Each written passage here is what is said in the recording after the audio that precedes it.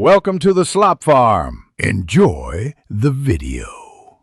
You start by cutting power, flip the breaker or unplug, and verify with a non-contact tester so you don't risk live work.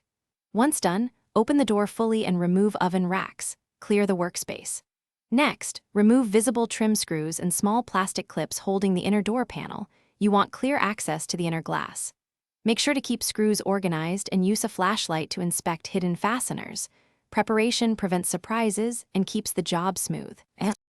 You now remove the inner panel by releasing tabs with a plastic pry tool. Don't use metal, which can dent the panel. Once free, lift the inner panel upward and set it aside to reveal the glass and insulating spacers. Take photos so you remember orientation. Support the large glass with both hands, tilting it slightly and sliding it out from the lower edge. Make sure to keep fingers away from sharp edges and place the glass on a soft, flat surface to avoid chips. You finish by cleaning contact surfaces and replacing any damaged spacers. This ensures even pressure and proper sealing.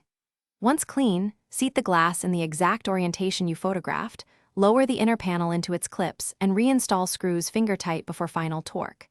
After restoring power, test the door. Open, close, and heat briefly to check for vibration. If you see misalignment or hear squeaks, make sure spacers are seated and not reversed, and slightly adjust. Thanks for watching. Consider subscribing if we helped you today.